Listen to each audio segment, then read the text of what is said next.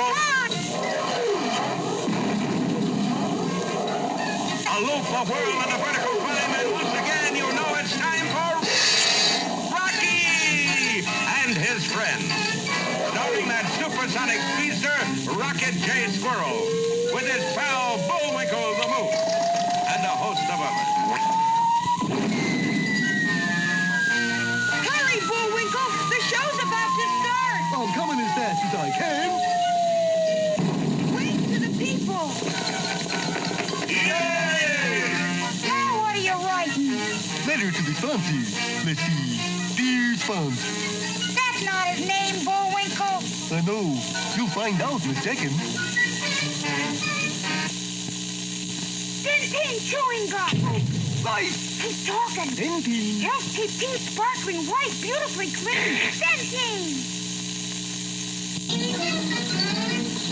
We're gonna have a lot of fun. Come on and join us. Sure. There's always room for one more.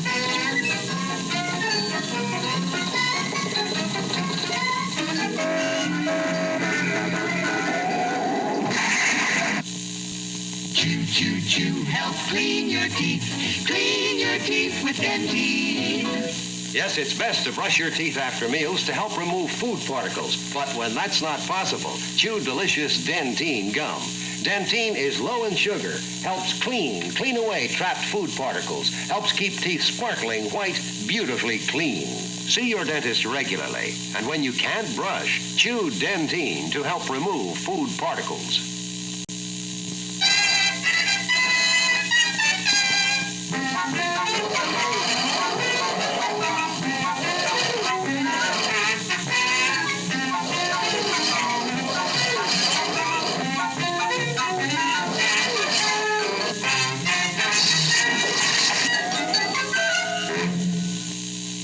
Well, in the dramatic story of the monstrous mechanical metal-munching moon mice, our cast of characters grows and grows. On the one side are our heroes, Rocky and Bullwinkle, and their friends, Gidney and Cloyd, the moon men. On the other side, there are 100,000 moon mice. Count them, 100,000. Plus their leader, the Big Cheese. Aliens Boris better know. And the arch fiend behind the whole scheme, direct from the moon, Mr. Big himself. Hello there, fans. Mr. Big's plot was fiendishly simple. But I explain anyway. It goes something like this. The mouse A eats the TV antenna B. Then the viewer, C, gets disgusted and leaves for some other country, B, where he can watch the Late Late Show, E. Then we move in and take over the whole country. And what letter is that? What else? USA. So far, his plan is working just fine, and our heroes are feeling very low. Gee, I'm feeling very low. Yeah, you too. 'Cause I'm facing my TV set in this bus. Oh, cheer up, Rock. Looky, I found my old ukulele. Let me regale you with a ditty. No thanks, Bullwinkle. I'm little baby, where do you get them eyes? And that sweet complexion that I like. Please, Bullwinkle! Oh, well, maybe you prefer come along. You ain't the dinner, chicken dinner. Do you want no picnic? Enough already! Well, Rocky, this certainly proves one thing. What's that? There are some things worse than no television. But if Cloyd could have been outside the house at that moment, And you know that I am. he would have seen a fearsome sight. Oh, for Earth's sake, we're surrounded by moon mice. Sure enough, it looked as if the moon mice were moving in for the kill, led, of course, by the Big Cheese himself, Boris Bennett. Boris, why, he isn't here. We'd better check out at the old Bleakley place. Darling, what are you doing here in this empty room? I'm suffering. But why? Natasha, we ruined. Oh, nonsense, darling. Not so long as we control moon mice. That's just it, we don't. Don't? Don't. They ran out on me. How could it was, Boris? They are just machines. I don't know, but I find out, you bet. And following the tracks of the fierce metal-munching monsters, Boris and Natasha soon came across them as they clustered around Rocky and Bullwinkle's little home. From inside the house came a strange sound. Oh, bless you and keep you, Mother Mercury. Boris, take off your hat. Why? I think someone is dying in there. Well, Natasha was almost right. Rocky, I can't stand much more of that. Cheer up, Gidney. He only knows a few more. But just then, Cloyd faded in with his startling news. Rocky, Bullwinkle, outside. Moon mice. Thousands of them. Moon mice. Listen, what's that sound? sounds like they're gnashing their teeth. They must be pretty hungry. Oh, this is awful. Quick, Bullwinkle, call the sheriff. Sheriff! On the phone, I mean. Oh, right, Claw. Hello, Griselda. Give me the...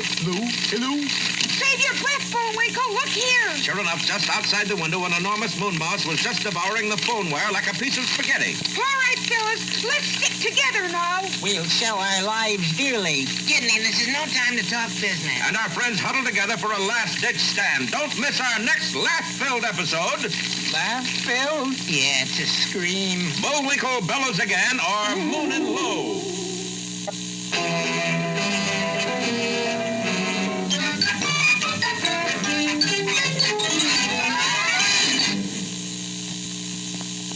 Look, Bullwinkle, a message in a bottle.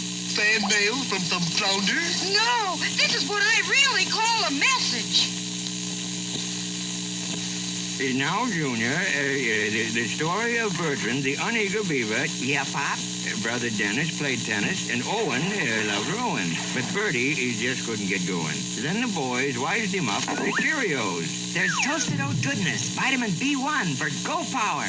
Now Bertie gets pow, pow, power all day, starting out the Cheerios way. And the moral, kids? You'll go for Cheerios. The big G stands for goodness. And now, Hey, Rocky! Watch me pull a rabbit out of my hat. again, Nothing up my sleeve. Presto! Ooh, don't know my own strength. now here's something we hope you'll really like.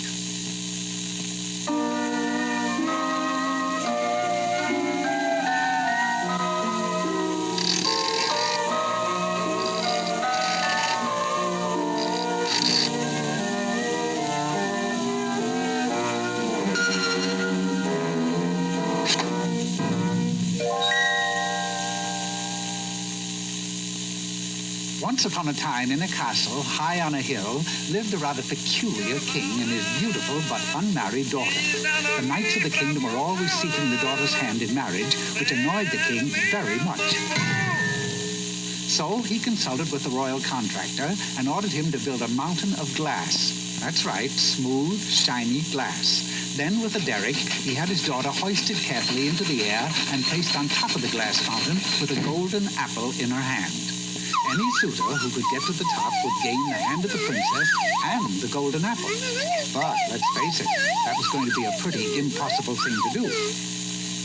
But our story is about an enchanted frog, remember? This frog's name was Filbert, and he lived with his mother and brother, Frank, in the forest. Every evening, all the animals would come to hear the frogs sing their song. There's a little little frog in all of us, in all of us, in all of us. There's a little little frog in all of us, no matter who you be. My, they were a very happy family, until one day when Filbert started to grow. He grew, and he grew, and he grew, until he was the world's only 5'8" frog. But this means I'm not a frog at all, but an enchanted prince. I'm just afraid you'll have to carry on as a duet instead of a trio, for I must seek my fortune in the outside world. You do understand, don't you, Mama? I am an enchanted prince. You're a big, fat frog who has grown too big for his pond. That's what you are. It's a frog existence in the outside world, Filbert. Oh, what do you know about it, Mama? After all, you're just a frog. You don't understand royalty. And so, Filbert made his way to the outside world. Pardon me. Oh, my goodness, a 5'8" frog. But I'm not a frog. I'm an enchanted prince. Just because I'm green all over and... And so, with a brand new suit of clothes, Filbert continued on his way. All this time, the princess had been sitting patiently at the top of a mountain of glass. She still had plenty of suitors, but the mountain was as slippery as ice, remember? And getting to the top was a difficult task indeed. In fact, there were those who claimed it was well-nigh impossible. Still, the princess and the golden apple aren't to be sneezed at, so the suitors kept on trying.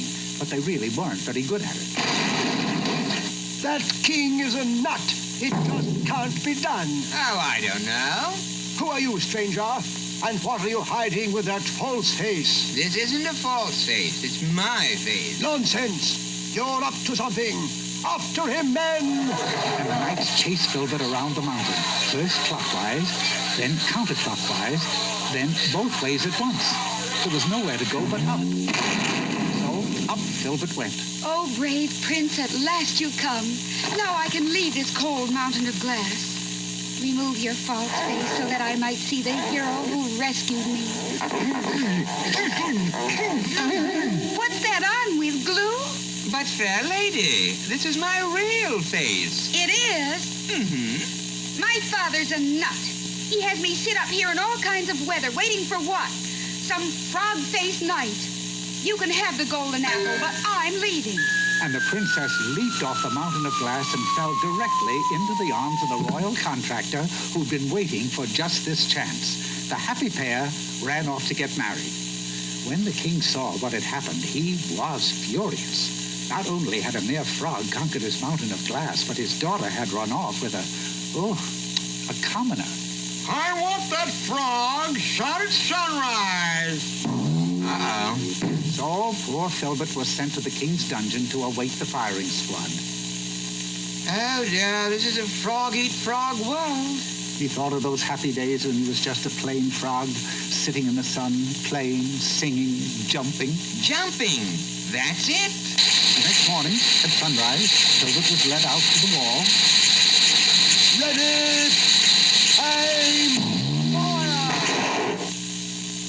By George, men, we obliterated him. There's nothing left of him but his blinking clothes. Meanwhile, back at the forest, Filbert's mother and brother were waiting sadly. Suddenly, they heard a familiar sound that came closer and closer.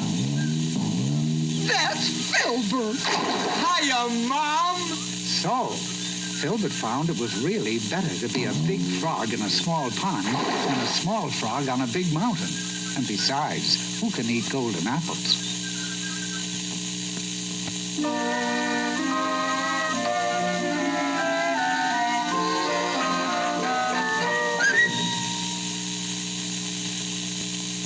Every trail he rides leads to adventure. Clint Walker as Cheyenne Bodie's. Every road he travels leads to excitement. Could be an ambush. Hit it! Ah, nailed it! Every man he meets learns quickly whether he's friend or foe. Sorry, Sheriff. You won't listen to reason. You leave me no other choice. Cheyenne using brawn and brain to survive in an untamed frontier where bullets spoke louder than the law. We've done enough talking, Bodie. We're coming in for him. Nobody's taking my prisoner.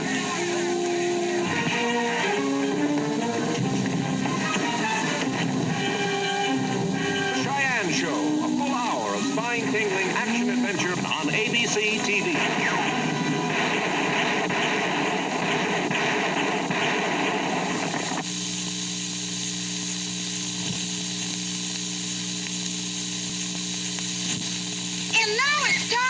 For that jolly juggler, Bullwinkle. Oh, dear. 3 at once. 1, 2. And now here's a feature you're sure to like. 3. Hello there, poetry lovers. Today's poem is a saga of the sports world entitled Jack Be Nimble. Jack be nimble, Jack be quick. Jack jump over the cat. Hold it, Moose. Who are you? Allow me to introduce myself. Nimble's the name. Jack B. Nimble. Nimble? My card. High Jumps Incorporated. Candlewicks, a specialty. You're sorry. Well, I sort of thought of jumping over this one myself. Yourself? You got union card? What union? Local 89, Hop, Skip, and Jumpers Union? Well, no. You jump over that thing and we'll snuff out every candle in town. Okay, you do it. No, you talking. Jack be nimble, Jack be quick, Jack jump over the candle wick. Ta-da! That'll be $40. $40? How come? Minimum wage law. Minimum wage law? Certainly. Minimum wage is $1 an hour. So? So obviously I get $40 a week.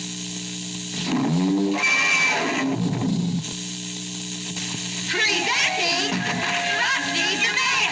With my supercharging sugar cane and Frosty-Os. Cookie Crisp Oats, sugar charged. They're super delicious, really nutritious. You'll be supercharged. Get the goodness in sugar charged oats. The big G stands for goodness. And now, Hey, Rocky, watch me pull a rabbit out of my hat. again, Nothing up my sleeve. Presto! wrong hat. I take a 7.5. Now here's something we hope you'll really like.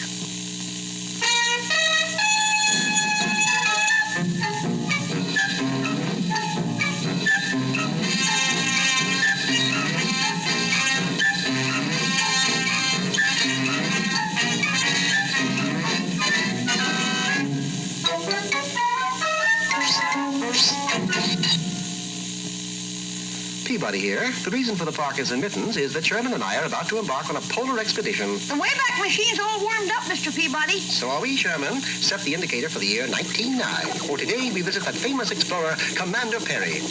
Hitting on all 4s, 6s, and 8s, the Wayback shuttled us back through the years till we were standing on a frozen ice pack.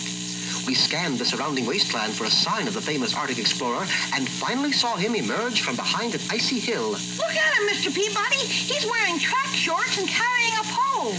I beg your pardon, Commander, but aren't you freezing? Yes, but I can't let a little thing like that stop me. But how can you discover the North Pole dressed that way? Who said anything about discovering it? I want to vault it. A pole vaulter? The best in my school. Say hello to the coach for me. We've got to stop him, Mr. Peabody. On the contrary, Sherman, he can't vault the pole until he discovers it. Commander Perry made his way across the ice, and we followed. Along about noon, a blinding snowstorm came up, obliterating everything. However, Perry's footprints went on, and so did we. When the storm abated, I had a strong suspicion we had lost the commander. Fortunately, about an hour later, we picked up Perry's trail. Look at that, a whole bunch of footprints. There has been a struggle here, Sherman. I'm afraid the commander has been captured by Eskimos. My fears were substantiated when Sherman and I came across a village of igloos. One of them, with barred windows, contained the great explorer. Commander Perry. Is that you, Coach? No, it's Peabody and Sherman. Can you get hold of something to cut your way through the ice blocks? The guard has a saw on him. I'll ask him. No, wait. Too late. Perry was on his way. Pardon me, guard. Can I borrow your saw? See, 2 friends of mine are trying to help me escape, you see, and that is how Sherman and I also fell into the hands of the Eskimos. Eskimo must kill them explorers. But why, Chief? Why do you hate us so? Last year, one of your kind sell them refrigerator to Eskimo. Eskimo no like them to be made fool of. You die tonight. That evening, just after sundown, we waited in the igloo jail. We've got to get out of this. I'm in the Olympics next year, you know. Did the chief really mean what he said, Mr. Peabody? I'm afraid so, Sherman, but never fear, I shall think of something. And of course I did. I remembered it was Friday, and Friday night in Eskimo land was movie night. The Eskimos sat through an entire reel of Nanook of the North, and then we went into action. Intermission time! Intermission! Get your hot buttered popcorn here. You got 'em popcorn? Why, yes, we cater all through the North, you know. Form a line there, please. The picture will go on in a few minutes. Now, sir, what would you like? Popcorn. Oh, I'm sorry. We seem to have run out of popcorn. No got 'em popcorn left? Afraid not. It's back with our supplies. However, if you'll let us go, we'll bring back a fresh supply. Can you make 'em back here before cartoon goes on? We'll certainly try. Moments later, the 3 of us were dashing for freedom. You fooled him, Mr. Peabody. Yes, I had, but I hadn't reckoned with Commander Perry's erratic behavior. What happened to him? He was running right beside us, and then all of a sudden... It was against my better judgment, but if I knew Perry, he'd be back at the Eskimo village. And sure enough, in aisle 4, row 3, the commander was seated, completely enraptured by the second reel of Nanook of the North. Psst! Mr. Perry! Oh, hello there. Did you bring back the popcorn with you? Commander, you don't seem to realize your position. Oh, yes, I do. It's aisle 4, row 3. Well, Sherman, if the mountain won't come to Perry, then Perry shall go to the mountain. Or in this case, the North Pole. Well, you can imagine the Eskimo's surprise when suddenly the screen upon which the movie was showing started moving away. Am I pulling too fast? No, you're doing just fine, Sherman. As we pulled the screen over the ice, the Eskimos and Commander Perry moved with us. We had a captive audience. I sure hope the picture doesn't end. Don't worry, my boy. I looked at the schedule. They're also showing 4 March of Times and a Rocky and Bullwinkle cartoon. By the time dawn broke over the Arctic, the movie had ended, the Eskimos had gone home, and Perry, pole in hand, was ready to resume his quest for the North Pole. Your quest is ended, Commander, because you're standing on the North Pole. I am? Say, this is wonderful. To show his appreciation, Perry presented us with a tame seal.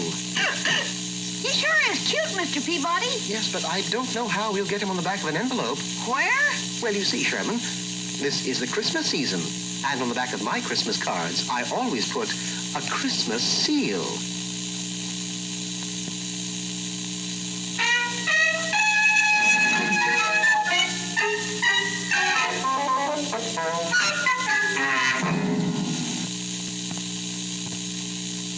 Today's lesson is mighty important, remember? Bullwinkle is Not that lesson. This lesson. Chew, chew, help clean your teeth. Clean your teeth with Dentine. Delicious Dentine chewing gum. Yes, you know it's best to clean your teeth with a toothbrush right after meals to help remove trapped food particles. Now, that's not always possible, but you can always chew handy, delicious Dentine chewing gum. Dentine is low in sugar and especially made to help clean away trapped food particles that may cause trouble. Dentine was tested at 5 leading dental colleges. Remember, if you can't always carry a toothbrush, Dentine is a handy, helpful way to help keep teeth sparkling white, beautifully clean. Yes? Chew, chew, chew, help clean your teeth. Clean your teeth with Dentine. See your dentist regularly, and when you can't brush, chew Dentine to help remove food particles.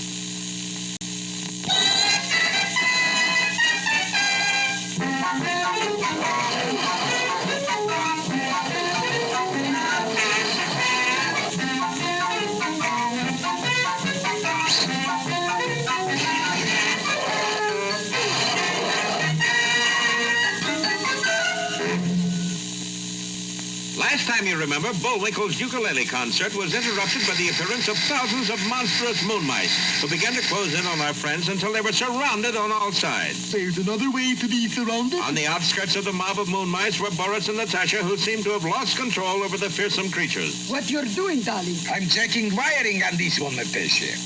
Crossover terminal here, overload plate there. Where does this wire go, darling? Natasha, please, that may be live wire. How do I know if it's live wire? Well, if you touch it like this and it goes... Boris! Oh, dear. Now I'll never know if it's live or not. Meanwhile, behind our barricades, our heroes were still determined to fight to the finish against overwhelming odds. How about a keen fight song, fellas? Do you have to? Fight, fight, fight for frostbite high. Flying our colors to the sky. What colors, Bullwinkle? Pomegranate and puce. Cheer and cheer and cheer again. Fight with might, but mostly main. If it's all the same to you, Bullwinkle, I'd rather have the moon mice. It was then that the monstrous mechanical mice did a remarkable thing. Bullwinkle, they're applauding. I can't think why. Sure enough, the moon mice seemed entranced by Bullwinkle's song. Rocky, they're not here as a menace. No? They're here as an audience. A friendly audience.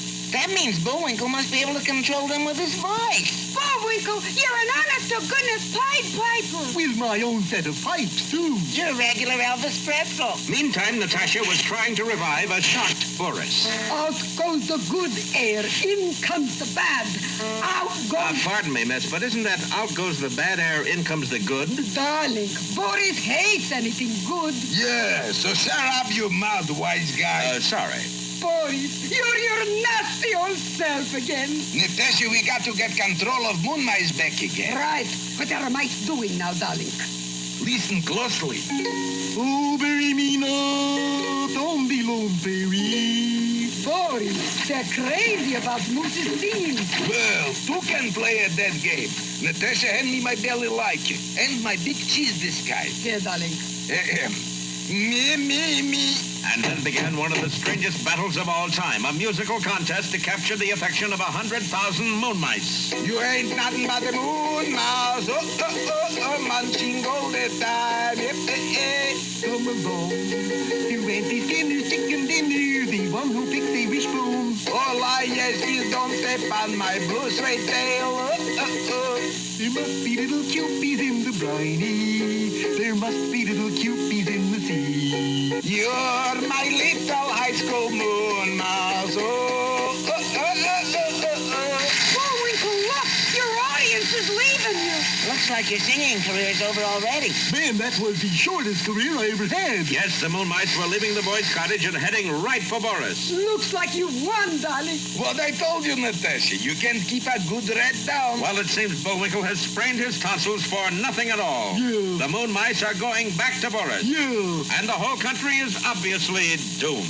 Well, that's showbiz. Don't miss our next exciting episode, Bungo Boris or the Hep Cat. That's Hep Rat.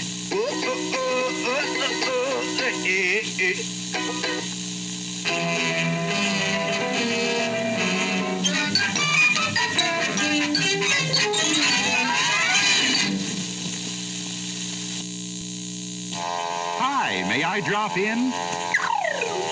I'm Twinkles, the magic elephant. I tell a story on every box of new Twinkles, the only cereal in the storybook package. Tear this magic line, and your storybook package opens. I've got so many stories to tell. Why, I remember how once I got trapped in a deep pit. I had to rev up my rotor tail to escape. Another time, I was chased by elephant-eating sharks.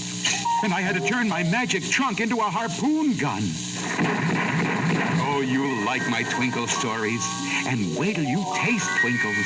Delicious stars with a goodness of energy, oats, and corn. Only Twinkles has the storybook package. Tear the magic line, and there I am with all my friends. Look for us on Twinkles, the only cereal in the storybook package. It looks as if our time is just about run out. Just enough left to tell him who the sponsor was. ABC, the network that brings you Cheyenne every Monday over most of these stations. Got the credits, Bullwinkle? All on this itty-bitty card. Oops.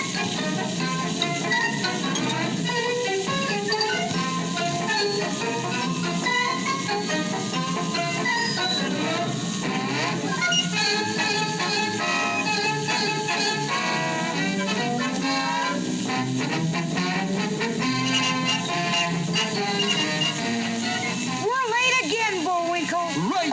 Bye now. See you next